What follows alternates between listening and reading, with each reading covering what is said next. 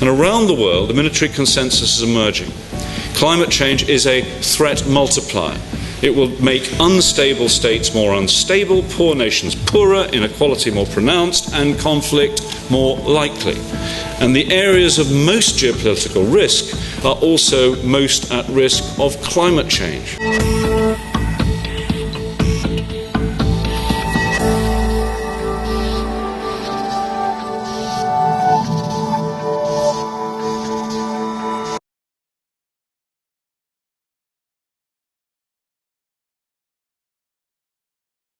Thank you all for coming along today, and as Neil said, to listen to the second in a series of three speeches on climate change. And I particularly wanted to address the issue of the geopolitics of climate change, because one of the consequences, I think, that people need to realise is how fundamentally our world is likely to change if we don't tackle the causes of climate change. And next week I'll look at the science and the progress on the international negotiations, but today I wanted to focus on the consequences for the geopolitics. Not what causes climate change, that'll be the science, nor how we might stop it, but what it will mean for our world and our way of life if we don't stop global temperatures rising, and they're heading pretty inexorably towards 2 degrees above pre-industrial levels, which is widely regarded by the scientific community as the danger area.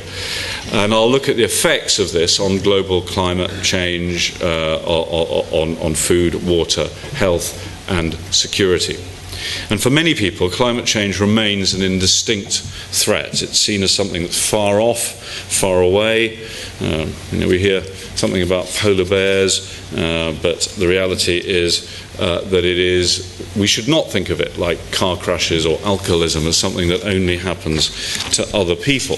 The reality is that if we don't deal with this, we will have an enormous problem. It often suits vested interests and their lobbyists who seek to turn doubt into profit.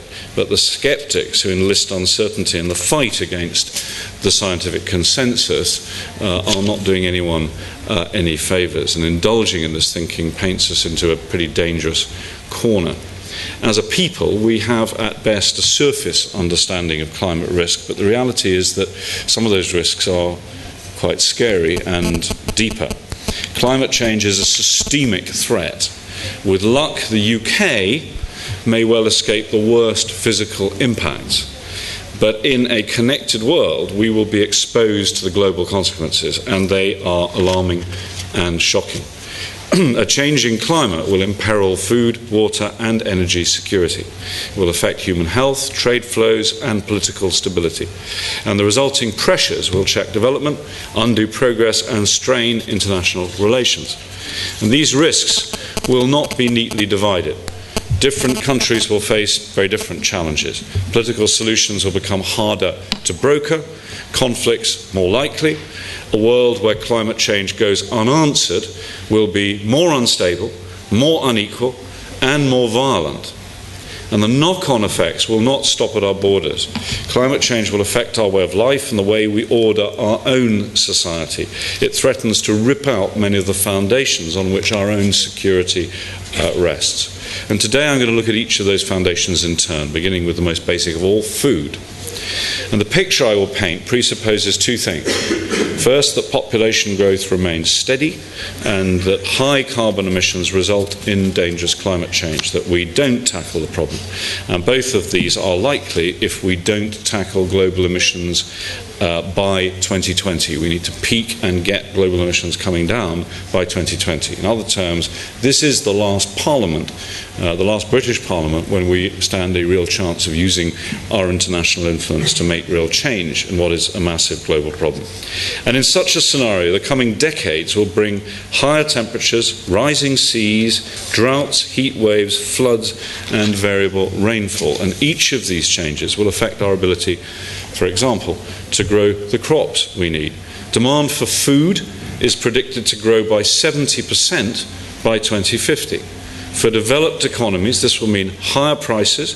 For agrarian economies in the developing world, it could not just mean higher prices, but it can be catastrophic. Changing temperatures will alter crop distributions and crop yields. Consider maize.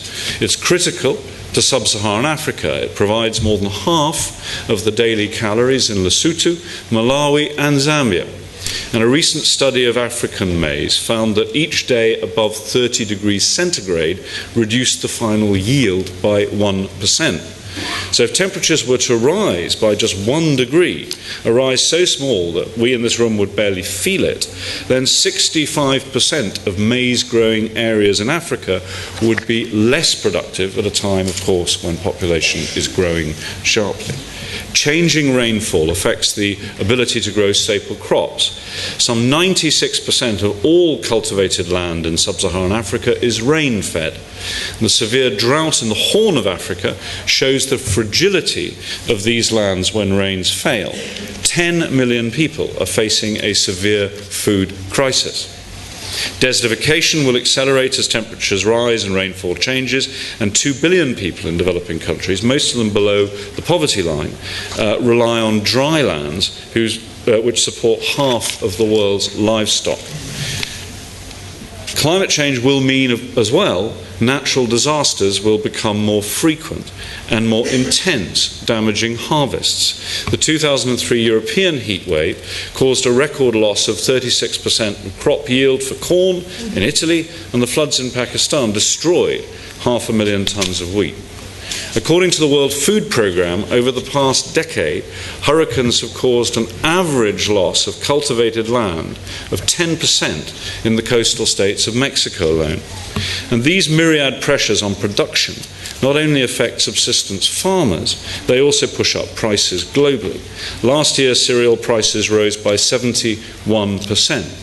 And that has a direct effect on us in developed countries. It also edges vulnerable people ever closer around the world to malnutrition. And according to the UN Development Programme, the impacts of climate change could push another 600 million people into malnutrition by 2080. And the impacts won't be equally distributed. Mozambique has been projected to lose more than a quarter of its agricultural productive capacity, while North America gains at least 3%, particularly in Canada, for reasons that you will understand. And the balance between powerful states with money and poor states with land is changing, and that also potentially spells trouble. In 2008, the United Arab Emirates bought 324,000 hectares of farmland in Pakistan. China bought 100,000 hectares in Zimbabwe. South Korea has acquired more than 1 million hectares in Sudan, Mongolia, Indonesia, and Argentina. And as the Secretary General of NATO said, food scarcity, and I quote, like all the effects of climate change, will hit hardest at the people and countries least able financially and organisationally to cope. In such countries, people are acutely sensitive to cost of living increases, and volatile prices will fuel political instability. In 2008, cereal prices hit a 30-year peak. Riots broke out from Bangladesh to Egypt. Food inflation contributed to riots and revolutions in North Africa this year. And even in more resilient countries, supply shocks and price increases will hit the poorest hardest. Like many other countries, the UK imports around 40% of our food. We are dependent on healthy markets globally to keep our own population fed. And when prices rise, as they did in 2008 and 2010, following extreme weather events, poorer households end up spending far more of their income on food, and the squeeze hurts. Let me turn now to water, because it's closely related to the issue of food. Climate change is changing the dynamics of water supply, while population change is continuing to drive demand. We are using more water than ever before. When I was born in 1954, the world's population was 2.7 billion people. Now it is 6.9 billion people. This growth is extraordinary. We are close to the point at which more human beings will be alive than have ever lived before. And water use is growing twice as quickly as population. The chair of the World Economic Forum's Water Security Council put it well, and I quote, "Take one world already being exhausted by 6 billion people, find the ingredients to feed another 2 billion people, add demand for more food, more animal feed, and more fuel. Use only the same amount of water the planet has had since creation. Stir very carefully." In just 15 years' time, 1.8 billion people will live in countries or regions suffering absolute water scarcity. That means not enough clean, accessible water to support lives and livelihoods. A quarter of India's harvest could be threatened by loss of groundwater. Tensions over water will threaten internal security. Water politics in the Jordan River Basin aggravate Arab-Israeli conflicts already. Most alarming is the coming conflict over water potentially between China and India. Together they represent 36% of the Earth's population. And their major rivers, the Indus, the Ganges, the Yangtze, the Yellow River, rise on the Himalayan plateau and are fed by glaciers. The timing and the speed of glacial melt is uncertain, but the direction of travel is certainly not. Globally, the pattern is a familiar one. Changing climatic conditions and rising populations are putting further stress on unsustainable supplies, multiplying existing pressures on resources and creating new ones, and effects that hit hardest in the poorest countries. Let me now turn to health. Vulnerable people will bear the brunt of climate change. It will be the elderly, the young, and the poor who face the greatest risks. Changing climatic conditions will have a direct effect on health. Many populations are unprepared to deal with rising temperatures and more severe, more frequent heat waves. The 2003 European heat wave is estimated to have caused 35,000 excess deaths that would not have happened otherwise, and more than 14,000 in France alone. And in England and Wales, more than 2,000 people died attributed to the effects of the heat wave. The secondary effects are just as lethal. Water problems, floods, droughts, and contamination increase the risk of disease. Almost 90% of diarrheal disease, which kills more than 2 million people a year, often in the poorest parts of the world, is attributable to lack of access to safe water and sanitation. And climate change will also change the distribution of disease geographically. The World Health Organization says, and I quote, "Some of the largest disease burdens are climate sensitive. Undernutrition kills 3.5 million, diarrhea kills 2.2 million, malaria kills 900,000, extreme weather events kill 60,000. The World Health Organization estimates, and I'm still quoting, that the climate change that has already occurred since the 1970s kills more than 140,000 people a year. Climate change will affect, therefore, food, water, and health. It will hit the poorest hardest and the most fragile first. And this is as true of nations as it is of people. The poor are less resilient. They have fewer savings. They find it harder to cope with life's setbacks. And climate change is multiplying the risk of those setbacks. If we do not tackle climate change, what will this Hobbesian vision actually mean for our security? I think the military perspective is instructive. Defence planners don't put much store by skeptics. Their job is to identify, understand, prepare for threats. And we cannot be 100% sure that our enemies will attack our country, but we do not hesitate to prepare for the eventuality. And the same principle applies to climate change, which a report published by the Ministry of Defence has identified as one of the 4 critical issues that will affect everyone on the planet over the next 30 years. And around the world, the military consensus is emerging. Climate change is a threat multiplier. It will make unstable states more unstable, poor nations poorer, inequality more pronounced, and conflict more likely.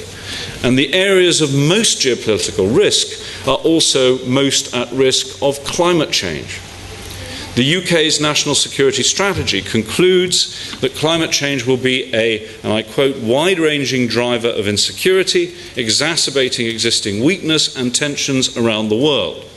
And an MOD report says that, and I quote, "Climate change will amplify existing social, political and resource stresses, shifting the tipping point at which conflict ignites rather than directly causing it."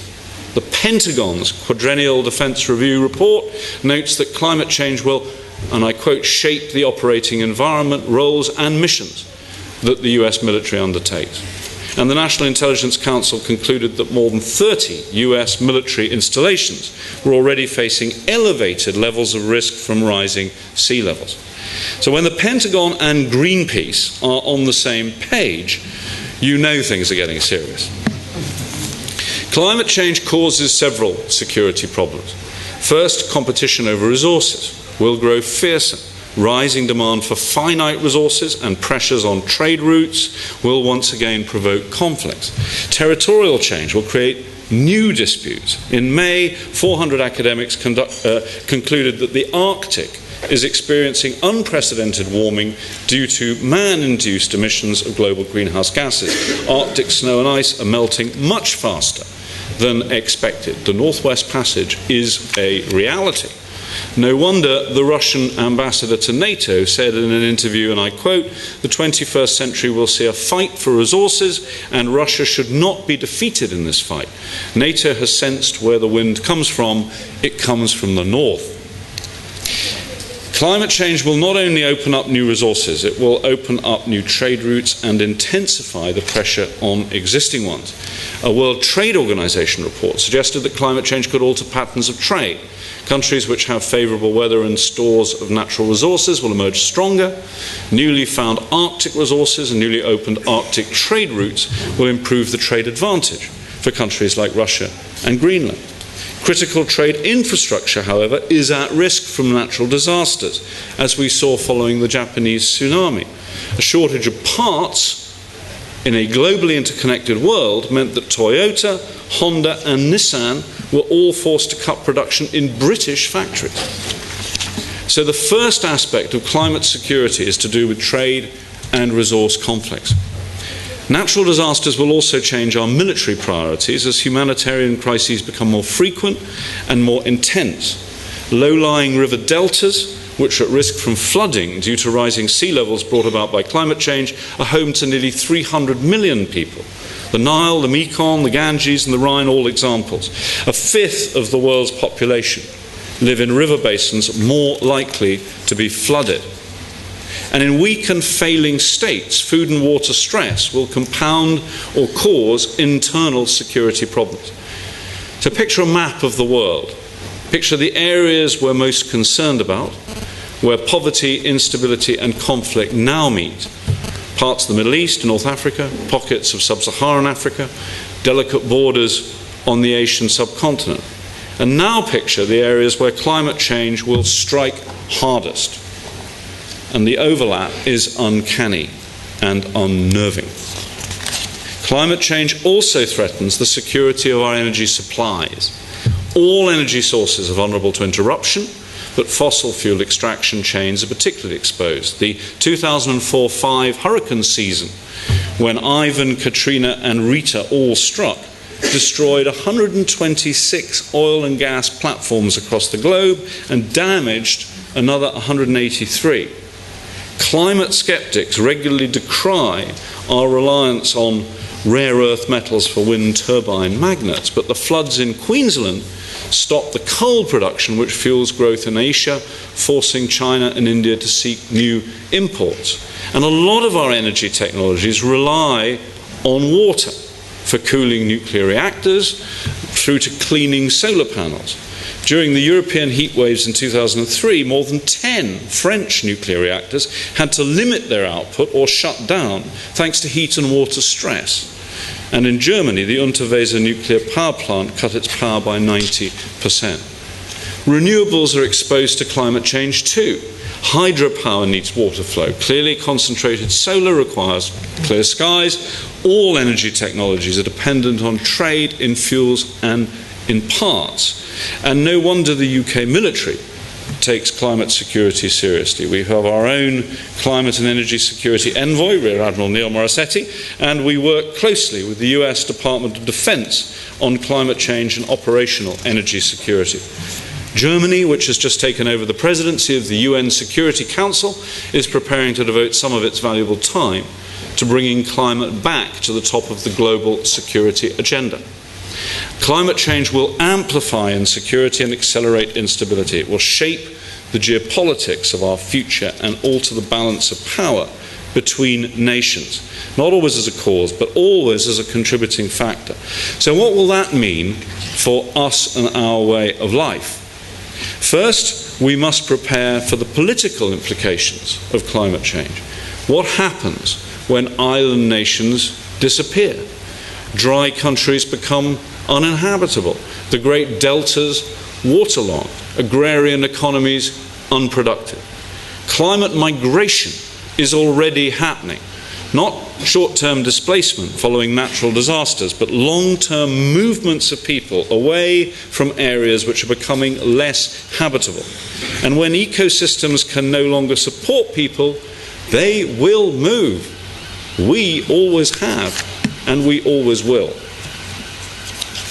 Faced with changing patterns of migration, the international community cannot simply pull down the shutters. We must have the political will and institutional readiness to cope with greater numbers of people fleeing environmental change. And if we fail to reach a binding global agreement to limit emissions, we will not only have to cope with dangerous climate change, we will also face an extraordinarily difficult set of international relations. The developed world, the current high emitters, we will be the ones who poison the well. That will bring diplomatic and development headaches. What challenges are we going to then face in that post-climate change era? And many countries will be tempted to raise their defences against fleeing people, barriers that will undermine a liberal world order that has served this country in particular very well. Secondly, we will have to contribute more of our own capital to help others cope with and insulate ourselves from the worst of climate change. The UK's latitude, climate and economy mean that the changes will be less profound here than in sub-Saharan Africa or in the Pacific, but our climate will still change. We know that climate change made the floods in autumn 2000, which cost £3.5 billion and flooded more than 10,000 UK homes, 2 to 3 times more likely. We know that from the science. We know that climate change made the heat wave twice as likely, and we fear that in less than 40 years' time, the summer temperatures that wreaked havoc will be the norm.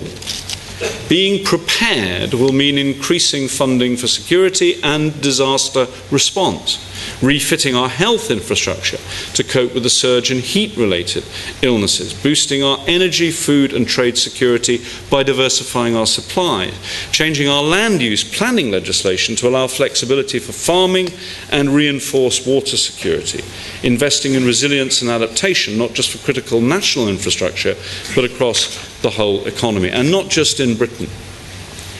200,000 people live in our overseas territories. Many islands rely on fishing and on tourism. What price relocation and resettlement if British citizens should find their land disappearing and their economies crumbling? These are all very difficult but very real questions, and the way we choose to answer them will shape us as a society. Ours is a liberal democracy. We value, above all, the rights of the individual and the freedoms of the individual. We seek social justice at home, and we promote democratic values abroad. And we've built institutions that reflect those values. And yet climate change threatens them. As we know from our own experiences in wartime, the worse the external pressures on our borders, the harder it is to hold to the values and the freedoms that define us as a people. And the international negotiations on climate change rest on the principle of common but differentiated responsibility. Not all countries have contributed to climate change. Not all countries have the tools to fight it. But all share a common interest in preventing it. But the obverse is also true. When it comes to climate change, we face common but differentiated risks. Some countries will face more frequent, more extreme weather events. Others will face agricultural meltdown or economic problems. And bear this inequality in mind when people talk about responsibility for climate change. Britain does not emit much of the world's carbon dioxide. but nor are our people dying from its effects. For many of the Earth's citizens, climate change is not a matter of debate, it is a matter of life and death. A world where climate change goes unchallenged will be a Hobbesian world, where life for far more people is nasty, brutish, and short. Imagine a state on the brink of dissolution. Fresh water supplies, scant to begin with, are critically low. Crop yields are down. Failing harvests are the norm, not the exception. The country's staple grain no longer grows well. Unyielding poverty and inadequate sewerage mean disease tears through towns and cities. Outside the population centres, things are hardly better. Arable land is turning to dust, and the desert claims what was once fertile land. And we know that desperate people take desperate measures. Instability is now, in that scenario, a national problem, and soon it will be a regional one.